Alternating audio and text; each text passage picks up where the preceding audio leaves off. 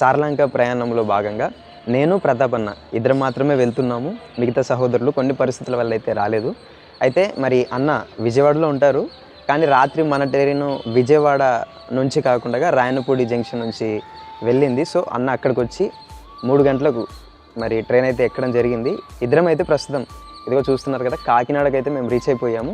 అయితే ఇక్కడికి early morning ఎందుకు రీచ్ అయ్యాము అని అంటే, ముఖ్యమైన విషయం, ఈరోజు ఆదివారం కనుక మనము సంఘ ఆరాధనలో ఖచ్చితంగా పాల్గొనాలని మరి ఈ ప్రణాళికను అయితే మనం చేసుకున్నాము. స్థానికంగా జేమ్స్ అన్న వారి చర్చ్కి వెళ్ళి అక్కడ వర్షిప్ ముగించుకొని తదుపరి మనము ఏలేశ్వరం అనే గ్రామానికి వెళ్తాము. అక్కడ నైట్ స్టే చేసి తర్వాత మండే మార్నింగు మనం సార్లంక ప్రయాణం అయితే చేస్తాము. సో మొత్తానికి అయితే షెడ్యూల్ ఇది.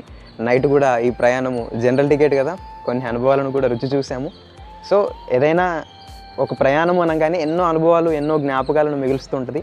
ఆ అనుభవాలను, జ్ఞాపకాలను నేర్చుకునే పనిలో ఎప్పుడు మేము సిద్ధంగా ఉంటాము. అందుని బట్టి దేవుణ్ణి అడుగడుగున కూడా స్తుతిస్తూ ప్రార్థిస్తున్న మీ అందరికీ కూడా మా హృదయపూర్వక వందనాలు తెలియజేస్తున్నాను.